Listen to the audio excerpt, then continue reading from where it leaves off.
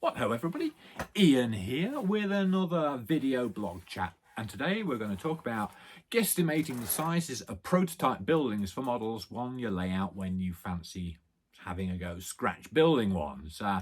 Many modelers throw around this glib statement, I worked from photographs, when they talk about making a model building without actually telling you the theory behind it, and I think I'm a little bit guilty of that myself as well. So what I'm going to do in this video is break down the mystique behind that. So what it basically means is that we take some known dimensions, like a door size for example, and we use that as a base unit to measure off on photographs. A modern standard door is 6'6" by 2'6", and there are a few other different sizes out there depending on the situation, but you'll soon get a feel for sizes and proportions with a bit of research. And when I say research, that might only just be going to look at the front door of your house. You can easily measure your door, and you can easily see if the proportions of that door are different to the ones in the building you're going to model. So you might be able to work on, if your photographs have people in them, you might be able to work with the average height of 5'7.5", though different people are different heights. I'm thinking with the Wingham Canterbury Road building here, I found a photograph of the building with a person who was clearly a long way north of 6 feet tall, and that threw things into confusion for a while, but we got there in the end, I think you'll agree. So another popular dimension is the size of a brick.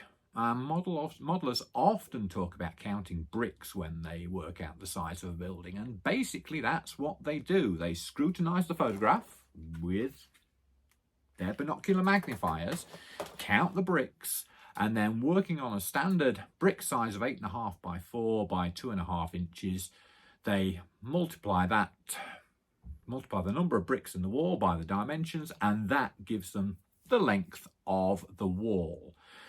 Though different brick bonds can actually make counting the bricks an onerous task. I don't know if I'm going a little bit too deep here, but there's something called running bond, which is where the long sides are like laid together, so it's long stretcher. And then there is Flemish bond, which is a stretcher followed by a header, which is the end of the brick, followed by another stretcher, followed by another header. So you then have to pay a great deal of attention to counting the number of headers and stretchers before you multiply everything by the correct size of the side of the brick that you're using. So a lot of concentration needed there.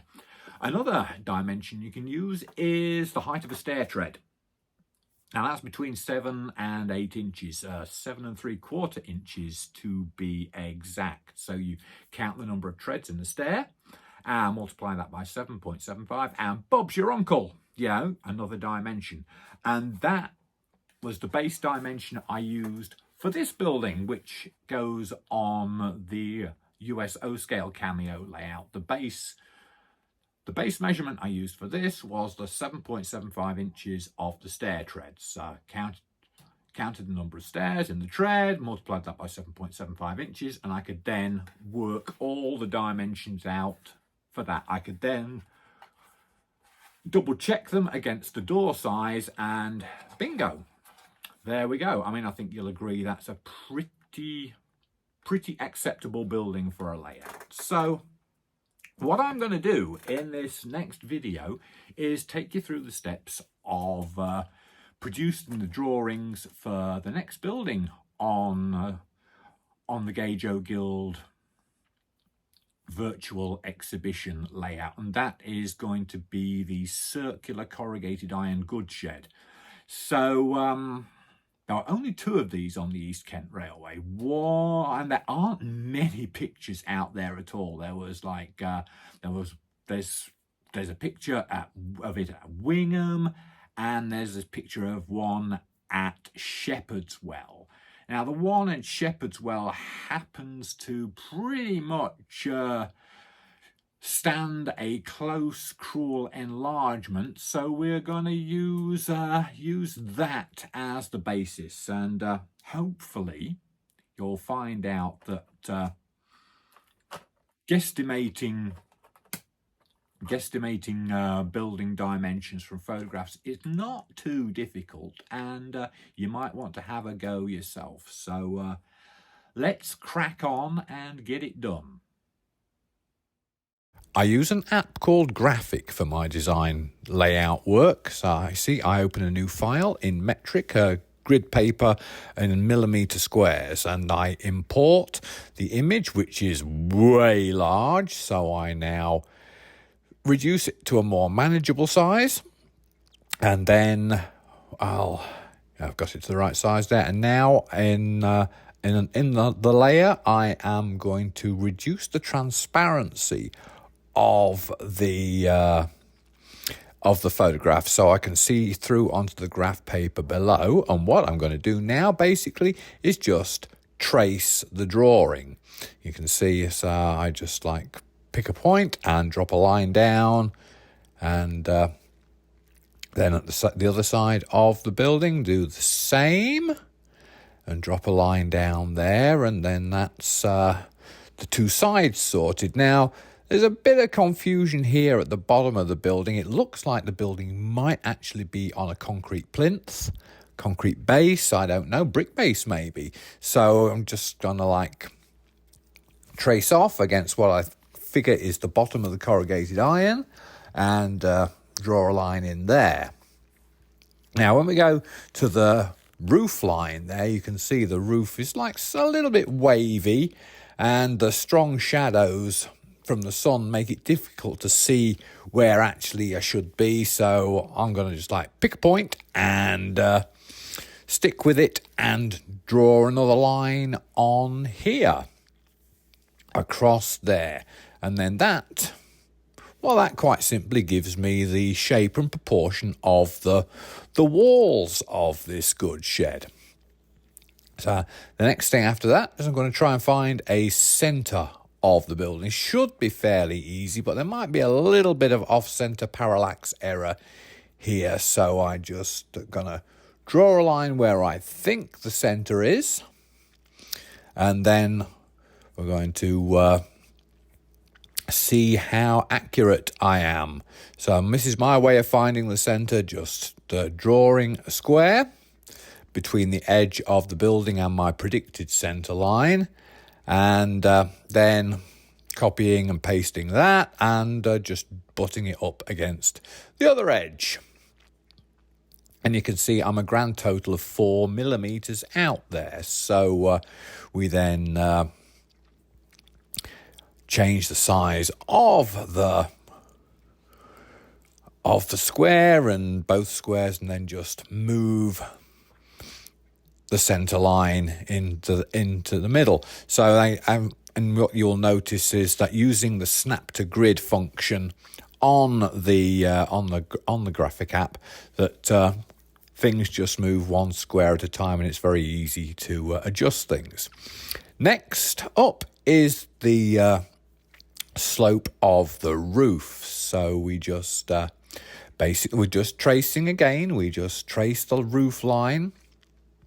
And if we've got something we're happy with there, we will just copy and then move the roof line over.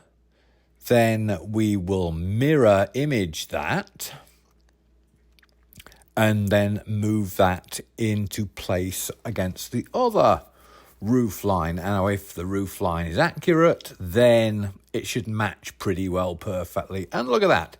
That matches pretty well, I think you'll agree. So we've got a roof profile, we've got a wall shape, and now we'll just do the same thing with the vent cap on the top of the roof there. We'll just put a baseline in at the bottom, and here we go, put baseline in at the bottom, and then put a sloping edge in there too.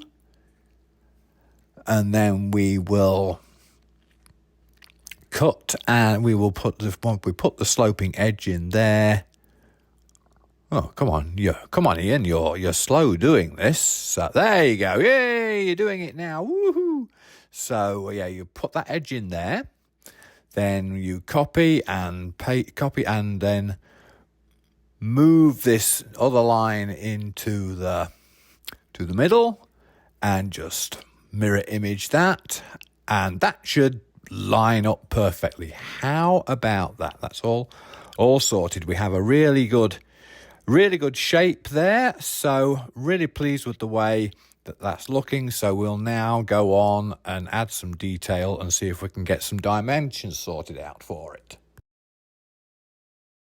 Let's see if we can add some dimensions to this. We have good proportions there. So a little bit of research showed me that corrugated iron sheet came in lengths minimum of 8 feet. And as this is an old army surplus structure, you can bet that the corrugated sheet was used in its full length and probably wasn't trimmed down at all. So that dimension we can see there for the height of the walls is pretty much going to be 8 feet, even though there's a little bit under the eaves of the overhang of the roof there, but so we're looking at about 8 feet tall for this. So 7/8 is 56 millimeters. It would be nice if that was 56 millimeters. It would be nice. It would be very lucky. So we have a handy dandy measuring tool in Graphic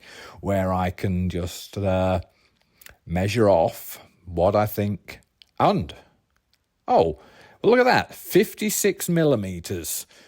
So I'm not going to have to do any fancy calculations with existing dimensions and predicted dimensions to get anything to work in this drawing. All I'm going to have to do is transfer dimensions directly. This is going to make the job a lot easier and should be relatively simple to produce a working drawing, a constructional drawing for this project. And we'll get on and do that now. After that, it was simplicity itself to put together a layout drawing to give me an idea of how to work the structure.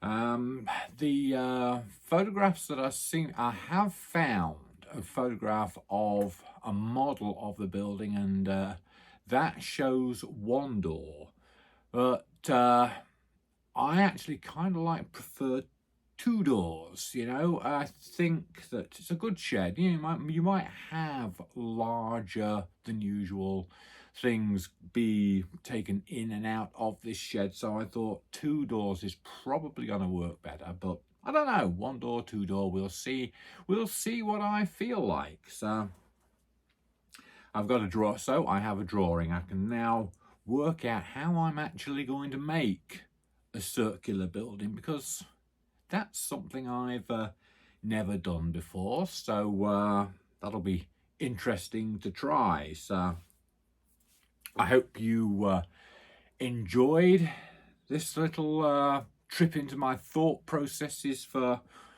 producing the drawing for the structure. You might have your own ideas. You might say, oh, Ian, I wouldn't have done it that way. Well, I'd love to hear from you if you've got different ideas. That would be cool, because I've just knocked these ideas up myself from years of practice, and it does seem to produce a fairly reasonably accurate and well proportioned structure. So it works for me. Perhaps some of you have got your own methods as well. Love to hear from you about those. So that's it for this time. So if you enjoyed the video, give it a like, and if you enjoy what I'm doing, give the channel a subscribe, and we will talk to you again sometime in the near future. Take care. Happy modelling.